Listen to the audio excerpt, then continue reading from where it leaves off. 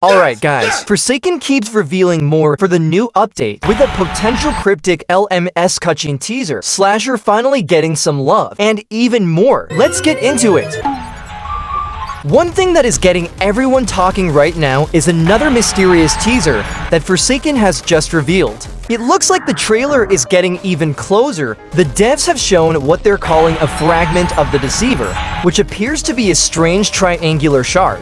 This immediately reminded a lot of players of the Jane Doe update, where you had to find and carry a fragment throughout an entire match to eventually unlock Jane Doe. Because of that, many people believe these new fragments could work in a very similar way. You might have to collect them during match, maybe to even unlock Azure. But there's definitely more to this than being an unlock feature. Isaac has already confirmed that these fragments aren't to do with a collab like some people originally believed. Instead, they're connected to something much bigger happening within the update itself. What's even more interesting is that other creators have also been posting different fragment images. One blue fragment appears to show a Spawn cult member, while another seems to feature one of Azure's plants growing inside what looks like the Spawn cult garden. A third chart even gives us another look at the Azure's plant, which could be the garden itself, leading many people to believe it's referencing the day of the betrayal and everything that happened between Azure and Time. At the same time, Forsaken has started following a mysterious account that's been posting cryptic poems and strange messages, which many players believe are directly connected to these fragments. To make things even stranger, the actual file name for the fragment image inside the Discord server is Azure LMS. Because of that, people now think these fragments could actually be pieces of an LMS cutscene that only plays whenever Azure is against Time. As each fragment is revealed, they may eventually combine together to form the complete animation.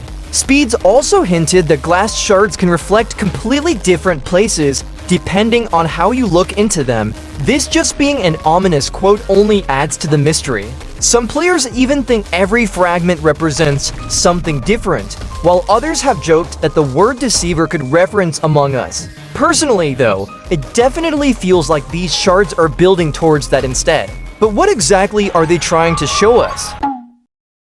With so many redesigns and community skins starting to make their way into Forsaken, a lot of players have begun looking at some of the older skins that haven't received much attention in a long time, with one of them being Killer Kyle. Ever since it released, the only major update it has really received was a custom chase theme. Outside of that, the skin has remained almost exactly the same, and since several slasher skins are still waiting for redesigns, many players believe this update could finally be the perfect opportunity to refresh them.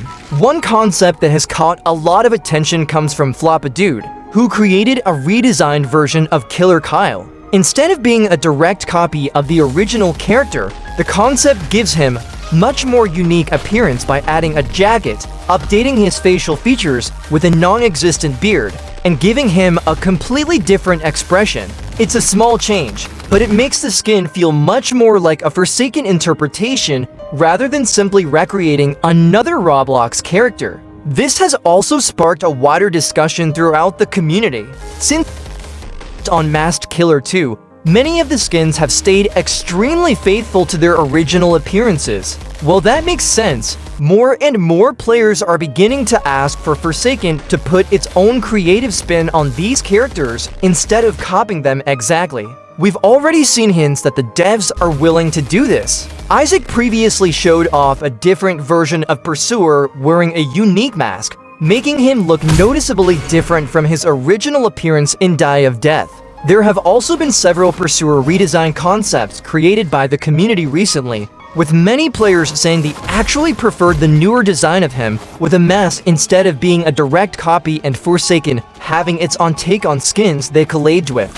Some people believe the devs have been cautious ever since the Artful redesign. When Artful first released, many players joked that he looked like a block of cement, but after receiving visual updates, the community reacted much more positively. That has shown that redesigns can improve a character without taking away what made them recognizable in the first place. Now, Isaac also mentioned more primordial skins actually coming to the game soon, Many players are already hoping Slasher eventually receives one too, possibly inspired by Jason, but that will never happen sadly. If Forsaken continues giving older skins fresh redesigns alongside brand new community concepts, it could make some of the game's oldest cosmetics feel completely new again.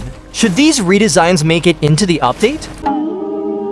There is still one potential event that many players feel Forsaken is missing, especially when so many other games already do it every year, which is a summer event. With the amount of skins and concepts being created by the community, there are already several ideas that could easily fit into a seasonal update, and one of the biggest fan favorites has to be Surfer V. This concept was originally created by 50 for Burgers and completely transforms V into a summer-themed sea creature. Instead of having a normal skateboard, she now uses a surfboard, and the design even gives her a large tail to fully embrace the ocean theme. Ever since the concept was revealed, players have been saying we need more skins like this. What makes the skin even more impressive is that it didn't stop as just concept art. It then was developed into a 3D model by Gunt, and the progress was incredible. The model quickly started looking almost identical to the original artwork, with even 50 for Burgers expressing surprise at how accurately the concept had been recreated. As development continued, the skin only became more polished, adding extra details that made it feel like something that could genuinely release in-game. The skin has already been shown with custom animations and even with V doing an emote. Isaac himself responded to the project, praising the work and pointing out how he made the 3D fit work onto the clothing so well with extra details. We have even seen surfing and spray can animations that already look release ready. At this point, the only thing really missing is some final polish and sound effects. However, V isn't the only character that could fit into a summer event. Another concept that players have wanted for a long time is Snorkel to Time. This skin gives to Time a snorkel, a rubber ducky accessory, and even a shark tooth dagger. Their second life form also receives additional details such as seaweed growing from their shoulders, helping sell the underwater theme even further. With concepts like these already being made, it's easy to imagine Forsaken creating a full summer event featuring beach-themed skins, just like the recent Spec Ops pack that was released. A lot of people also wanted to see a beach map released with this summer event that could potentially come if we do get these summer skins.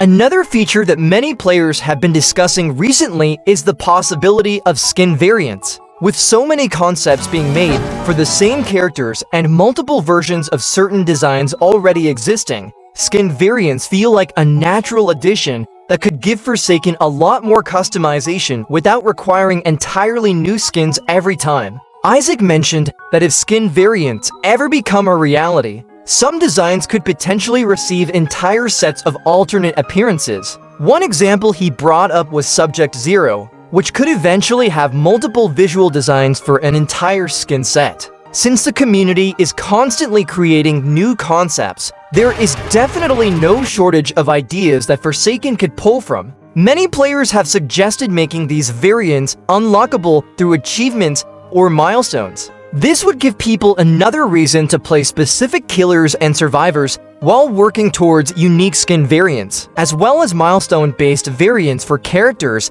such as Blooded and Pretty Princess. Another benefit is that variants could solve a problem involving legacy skins. Rather than taking up separate inventory slots, legacy versions could function as alternate styles for current milestone skins. This would help keep inventories cleaner while also allowing older designs to remain available in some form without causing frustration among players who had the legacy ones but were removed. There are already plenty of concepts that could work perfectly with this system. Some players have suggested things like a Telemon variant for Shedletsky milestones, even though Telemon already exists as its own skin. Others have focused on expanding LMS portraits. We have already seen community-made examples such as Yaorinidia and Noli and Yaorinidia 007 showing how different portraits and visual effects could completely change the feel of a skin. So Forsaken has got a lot more to add for the next update. What do you want to see actually come in-game? Subscribe and hit the bell for more Forsakening it.